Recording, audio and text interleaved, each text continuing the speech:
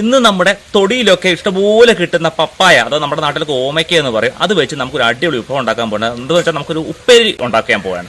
ഇവിടെ ഞാൻ പപ്പായ നല്ലപോലെ കരിഞ്ഞിട്ടുണ്ട്. ഇവിടെ ചെറുതായിട്ട് ഇത് പഴുത്ത് തുടങ്ങിയിട്ടുണ്ട്. അപ്പൊ ഇത് പരുവമാണ്. ഇത് ഞാൻ റെഡിയാക്കി വെച്ചിട്ടുണ്ട്. അപ്പം നന്നായി തിളച്ചിട്ടുണ്ട്. അപ്പൊ നമ്മൾ നമ്മുടെ ഈ ഒരു പപ്പായ അതിലേക്ക് ഇട്ട് വേവിക്കാൻ പോവുകയാണ്.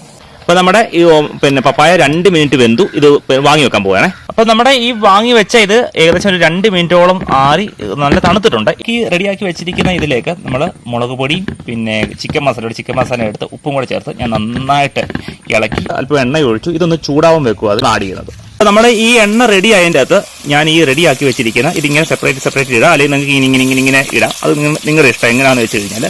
എന്നിട്ട് നമ്മളത് ഫ്ലെയിമും തീരെ കുറയ്ക്കണേ. എന്നിട്ട് നമ്മളത് റെഡിയാക്കി എടുക്കാം.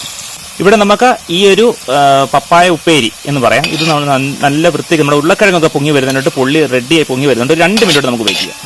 അപ്പോൾ നമ്മുടെ പപ്പായ റെഡി ആയിട്ടുണ്ട്. പപ്പായയുടെ ഉപ്പേരി റെഡി ആയിട്ടുണ്ട്. കണ്ടോ, എണ്ണയൊന്നും പിടിക്കാതെ നല്ല വൃത്തിക്ക് റെഡി ആയിട്ടുണ്ട്.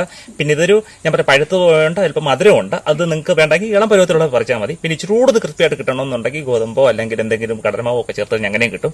ഇപ്പോൾ നല്ല ഹെൽത്തി ആയിട്ടൊരു ഫുഡാണ് നമുക്ക് കിട്ടുന്നത്. മറ്റുള്ള വെളിയിൽ നിന്നൊക്കെ ജങ്ക് ഫുഡ്സ് ഒക്കെ മേടിച്ച് കഴിക്കാതെ ഇങ്ങനെയുള്ള തൊടിയിൽ നിന്ന് തന്നെ നമുക്ക് പറിച്ച് വെറും 10 മിനിറ്റിനുള്ളിൽ തന്നെ നമുക്കിത് ചെയ്തെടുക്കാം. അപ്പോൾ നിങ്ങൾ എത്രയും പെട്ടെന്ന് ഇങ്ങനെയൊക്കെ ഉള്ളതൊന്ന് ട്രൈ ചെയ്ത് നോക്കണം.